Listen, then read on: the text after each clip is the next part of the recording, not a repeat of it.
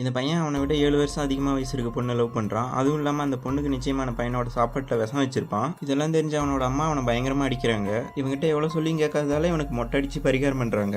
அதே நேரம் இந்த பொண்ணுக்கும் கல்யாணம் நடந்து முடியுது. இதை பார்த்தா இவனுக்கு இன்னும் கோவம் அதிகமாகுது. இந்த ஊரில் திருவிழா நடக்கும். அதை பார்க்க இவன் இவனோட தங்கச்சியை கூட்டிகிட்டு வரான். இந்த திருவிழா நடந்துட்டு இருக்கும்போதே அவளை கடலோரமாக இருக்க ஒரு காட்டுக்கு கூட்டிகிட்டு வரான். இங்கே வந்ததுக்கப்புறம் தான் அவனோட தங்கச்சிக்கிட்ட அவன் லவ் பண்ண பொண்ணுக்கு சூனி வைக்க போகிறத சொல்கிறான். இவனோட தங்கச்சி பயந்து போய் வீட்டுக்கு போகலான்னு சொல்லிட்டு இருக்கும்போதே அவளை விட்டுட்டு எங்கேயோ போகிறான். இந்த தங்கச்சியை எங்கடா இருக்குன்னு கூப்பிட்டு இருக்கும்போதே அவள் பின்னாடி இருந்து கழுத்தில் கத்திய வைக்க அந்த பொண்ணு தட்டி விட்டுருவா. எதுக்குடா இப்படிலாம் பண்ணுறான்னு கேட்கும்போது நரபலி கொடுத்தாதான் அந்த பூஜை முடியும்னு திரும்ப கொல்ல வரும்போது தடுக்கி கீழே விழுந்து இறந்துருவான். இப்போ அவன் இறந்த மரத்தை சுற்றி மந்திரக்கட்டு போடுவாங்க.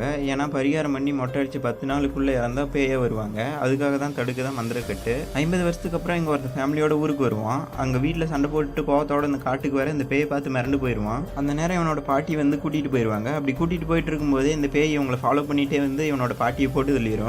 இப்போ இந்த பேய் அவனோட அம்மாவையும் போட்டு தள்ள ட்ரை பண்ணும். ஒரு கட்டத்துக்கு மேலே கோவமான ஹீரோ அந்த மரத்தையே எரிச்சு அந்த பேயை அழிச்சிருவான்.